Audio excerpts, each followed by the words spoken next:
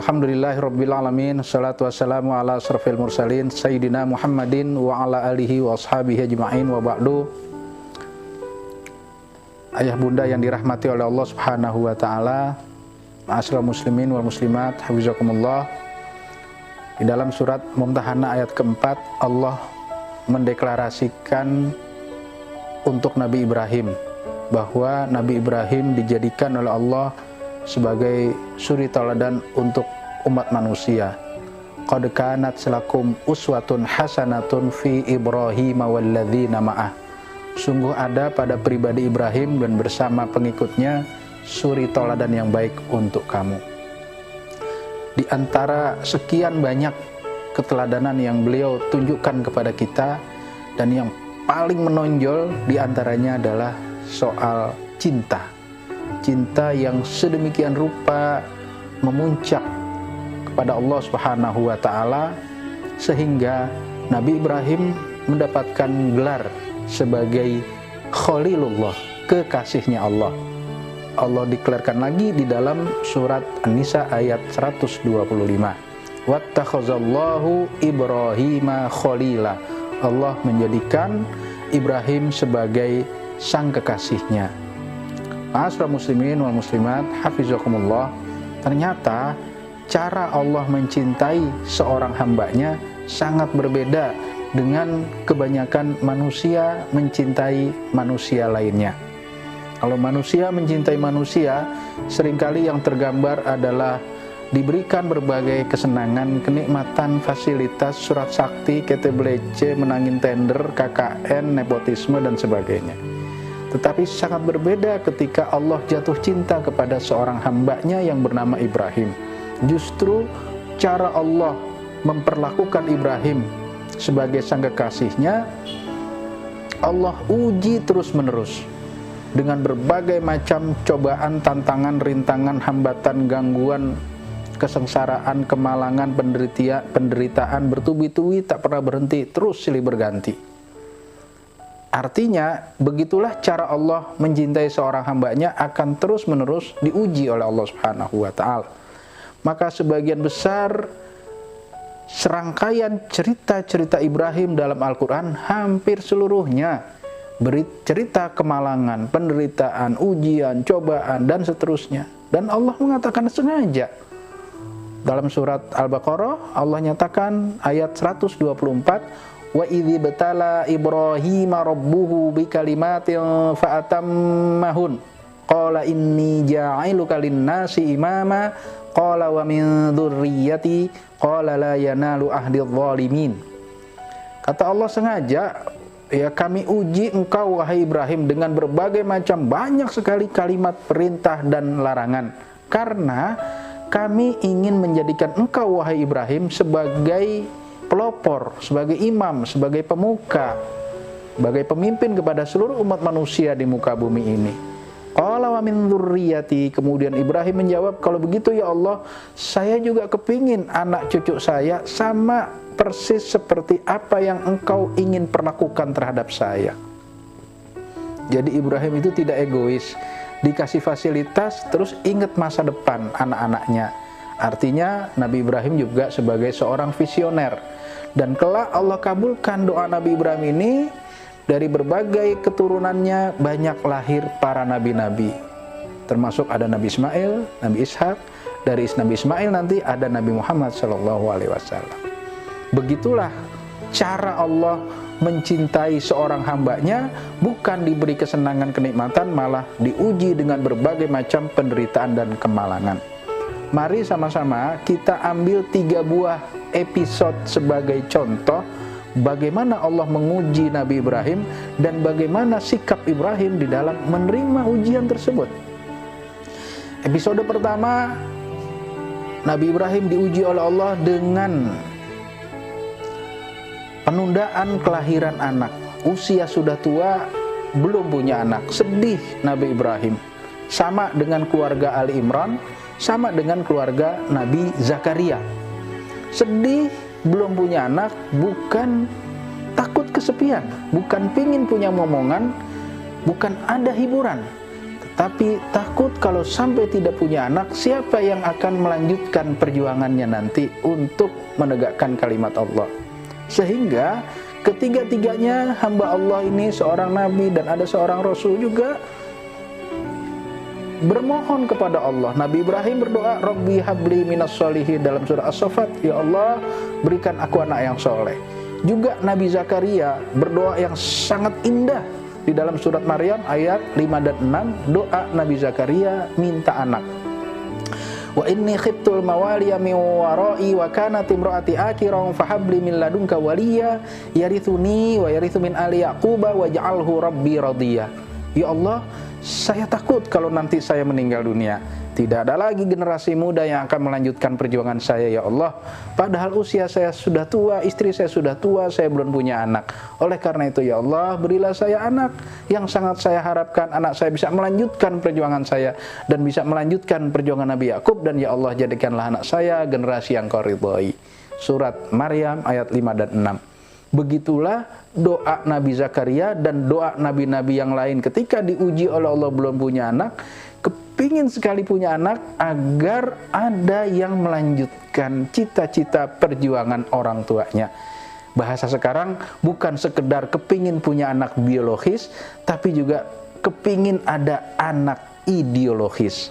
Akhirnya ketiga-tiganya dikabulkan oleh Allah Subhanahu wa taala. Fabasyarnahu bighulamin halim. Allah memberikan berita gembira kepada Nabi Ibrahim dengan kedatangan seorang putra, Ismail alaihissalam. Surah As-Saffat ayat 101. Keluarga Al-Imran ada Maryam, keluarga Nabi Zakaria ada Yahya. Jadi ketiga-tiganya dikabulkan oleh Allah Subhanahu wa taala. Betapa senang seorang ayah yang sudah berpuluh tahun menantikan kedatangan sang bayi. Bayi baru lahir, masih merah, belum bisa apa-apa, hanya bisa menangis. Kesenangannya belum dilampiaskan, datang perintah dari Allah Subhanahu wa taala. Nabi Ibrahim diminta oleh Allah untuk meninggalkan anaknya yang masih bayi bersama ibundanya di sebuah lembah padang pasir yang tandus. Tidak ada manusia, tidak ada tetangga. Jangankan manusia, hewan dan tumbuhan saja tidak ada. Jangankan hewan dan tumbuhan, air sebagai sumber kehidupan saja tidak ada. Disitulah bayi Ismail bersama ibunda Hajar akan ditinggalkan oleh sang ayah dan sang suami. Seorang ibu yang bukan seorang nabi wajar bingung mendapatkan perlakuan dari sang suami seperti ini.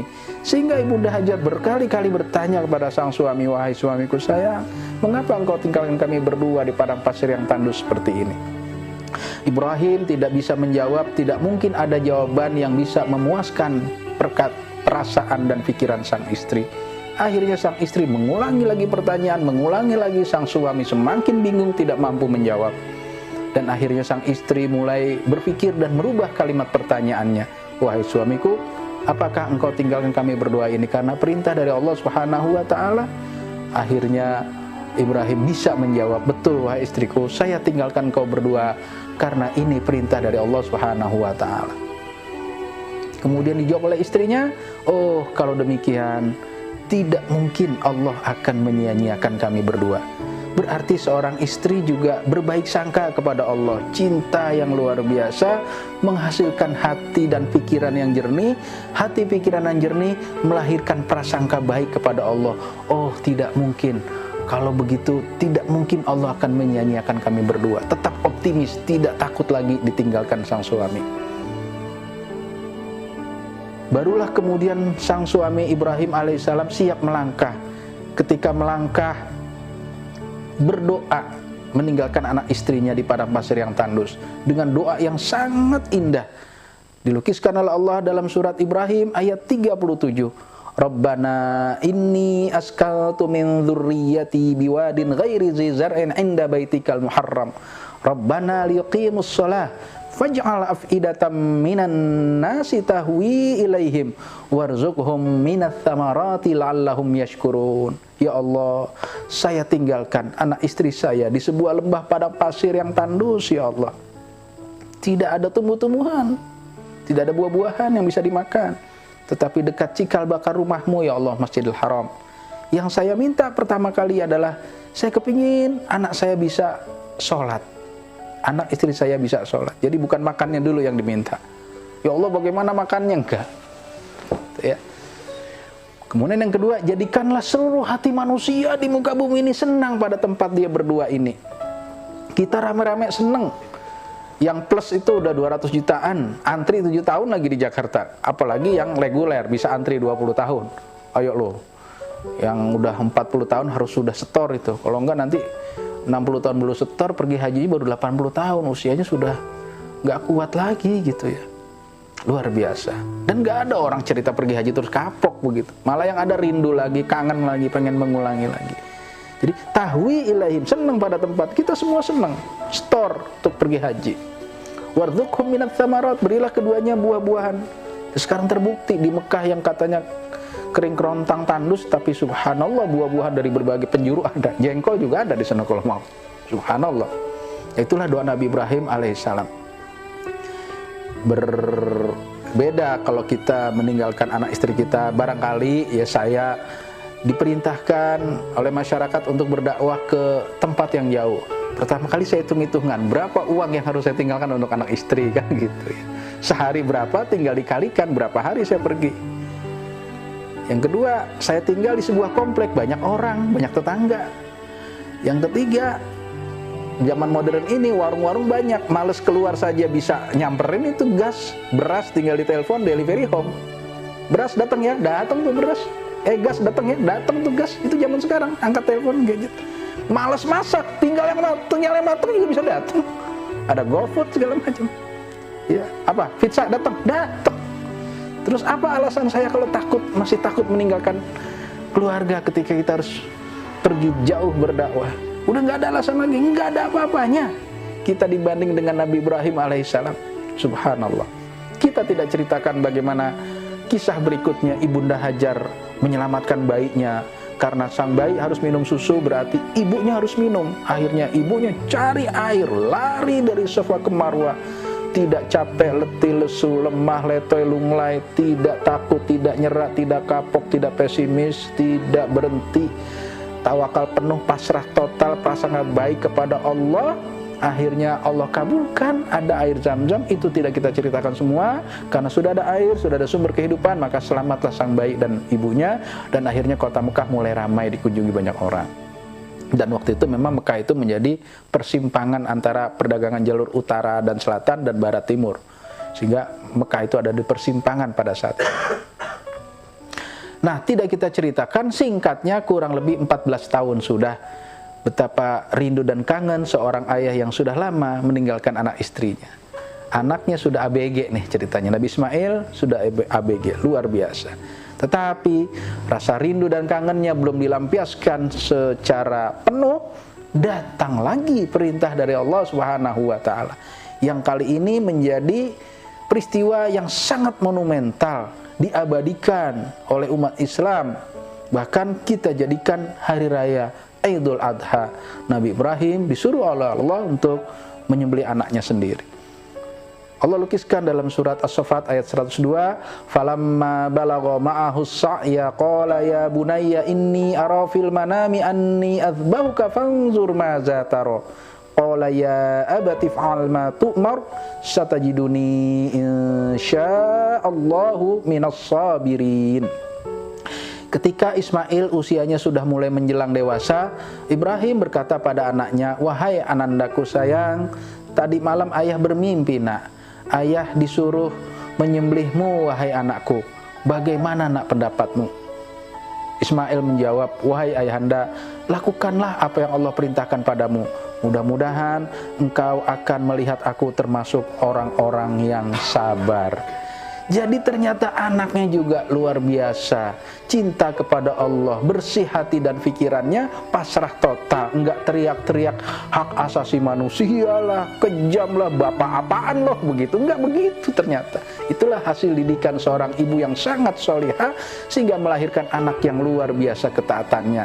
Lah, semua peristiwa itu diabadikan dengan berbagai macam proses ritual kita. Ada ibadah haji, ada ibadah kurban, hari raya, dan ada nama Ibrahim disebut waktu kita sholat.